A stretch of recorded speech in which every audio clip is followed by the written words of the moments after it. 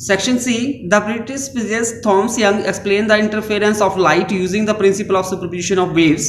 He observed the interference pattern on the screen in his experimental setup known now as Young's double slit experiment. The two slits S1 and S2 were illuminated by the light from a single slit S. The interference pattern consists of dark and bright band of light. Such bands are called fringes. The distance between the two consecutive bright and dark fringes is called fringe width. इस case study में जो British physicist थे Thomas Young's, उन्होंने interference of light का जो pattern है उसका use किया था।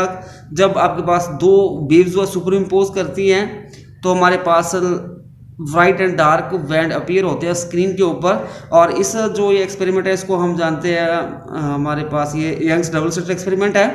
तो इसके बेस जो क्वेश्चन थे, फर्स्ट था A part, if the screen is moved closer to the plane of slit S1 and S2 then the fringe width. अगर हम स्क्रीन को मूव करते हैं towards the slit S1 and S2, मतलब close नज़दीक लेके आते हैं, तो जो फ्रिंज विड्थ होती है वो हमारे पास beta is equal to lambda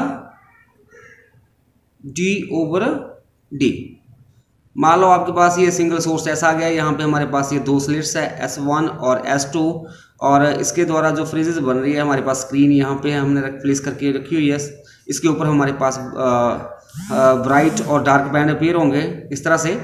और जो डिस्टेंस कैपिटल D जो है वो डिस्टेंस होती है स्लिट्स और स्क्रीन के बीच। अगर हम इस डिस्टेंस को कम करेंगे तो हमारे पास फ्रिंज विड्थ भी डिक्रीज होगी, क्योंकि हमारे पास ये डिस्टेंस जो होती है वो डायरेक्टली प्रोपोर्शनल होती है फ्रिंज विड्थ के। तो इन दिस केस जो हमारे पास ऑप्शन सी था वो करेक्ट था, will decrease, fringe width decrease होगी, बट जो इंटेंसिटी होगी ब्राइट फ्रिंजेस की वो इंक्रीज होगी। यहाँ पे जो थर्ड ऑप्शन थी वो करेक्ट ऑप्शन थी। B part, what will happen to the pattern on the screen when the two slits S1 and S2 are replaced by two independent but identical sources? अगर हम जो हमारे पास दो जो स्लिट है S1 और S2 उसको हम रिप्लेस कर दें two independent but identical sources के साथ, तो in that case no pattern will be observed on the screen. So हमारे पास यहाँ पे जो फोर्थ ऑप्शन थी वो करेक्ट ऑप्शन थी। सी पार्ट है इसका, two sources of light are said to be coherent when both emit light wave of. दो सोर्सेज हैं लाइट के, उसको हम कोहेरेंट कब बोलते हैं, जब हमारे पास सेम वेवलेंथ होती है और कांस्टेंट फेज डिफरेंस। सो सी पार्ट में हमारे पास जो सेकंड ऑप्शन थी करेक्ट थी। अब D part, the fringe width of Young's double slit experiment is beta if the whole setup is immersed in a liquid of refractive index mu then the new fringe width will be. तब हमारे पास जो new fringe width जो है वो हमारे पास आ जाएगी beta over mu. So in this part third option is the correct option.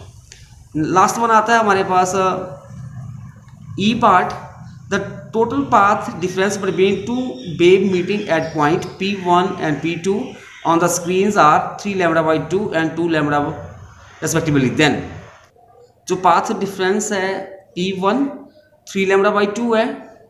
So in this case P1 के ऊपर हमारे पास